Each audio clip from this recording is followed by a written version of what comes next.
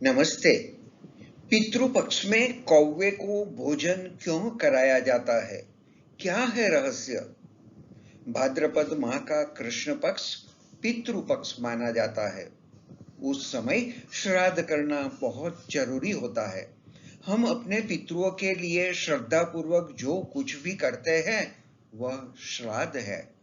श्राद्ध का अर्थ है पितृ ऋण चुकाने का और श्रद्धा सुमन अर्पित करने का एक छोटा सा प्रयास। ऐसी मान्यता है कि श्राद्ध पक्ष के दौरान हमारे पूर्वज पृथ्वी पर सूक्ष्म रूप में आते हैं और उनके नाम से किए जाने वाले तर्पण को स्वीकार करते हैं। इससे पितरों की आत्मा को शांति मिलती है और घर में सुख शांति बनी रहती है। धार्मिक मान्यता के अनुसार श्राद्ध के दिनों में अपने मृत रिश्तेदारों की तिथि के दिन कौवे को भोजन कराने का विशेष महत्व बताया गया है।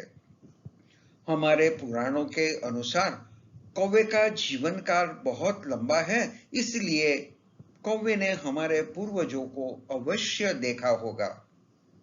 कौवे को पितृ या हमारे दिग्वंत पूर्वजों का प्रतिनिधित्व करने वाला माना जाता है।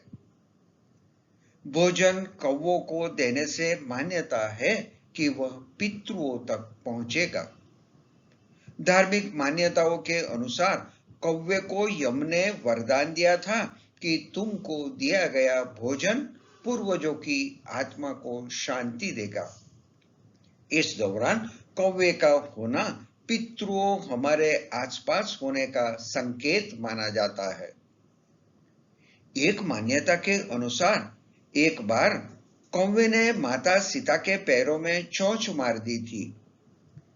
इसे देखकर श्री राम ने अपने बाण से उसकी आंखों पर वार कर दिया और कौवे की आंख फूट गई। कौवे को जब इसका पछतावा हुआ तो उसने श्री राम से क्षमा मांगी। तब भगवान राम ने आशीर्वाद स्वरूप कहा कि तुमको खिलाया गया भोजन पितरों को तृप्त करेगा। भगवान राम के पास जो कौवा के रूप धारण करके पहुंचा था वह देवराज इंद्र के पुत्र जयंती थे। तभी से कौवे को भोजन खिलाने का विशेष महत्व है। भारतीय संस्कृति में पीपल वृक्ष को एक पवित्र वृक्ष माना जाता है। शास्त्र कहते हैं कि इसमें भगवान विष्णु का वास है। पीपल में कई औषधीय गुण होते हैं। पीपल और बरगद के पेड़ 24 घंटे दिन और रात ऑक्सीजन छोड़ते हैं, जिससे वातावरण को अधिकतम ऑक्सीजन मिलती है। पीपल और बरगद के पौधे बाजार में नहीं बिकते। इस पेड़ पर कौवे बैठते हैं, फल खाते हैं और शौच करते हैं। तब इस पेड़ के बिना पचे बीज मिट्टी में मिल जाते हैं और वहां नए पेड़ उग जाते हैं। इस प्रकार कौवा पूरे वर्ष पर्यावरण को बनाए रखने में मदद करता है। मानव जाति को बचाने के लिए कौवे को बचाना जरूरी है, इसलिए कौवे को भोजन प्रदान किया जाता है। इस प्रकार प्रकृति ने यह व्यवस्था की है कि सबसे निचले स्तर के पक्षी से भी सबसे उपयोगी पेड़ उगता है। विज्ञान के अनुसार हमारे ऋषि मुनियों ने विज्ञान को धर्म के साथ जोड़कर समझाने का प्रयास किया है। आषाढ़ और श्रावण मास कौवों का संवनन काल है।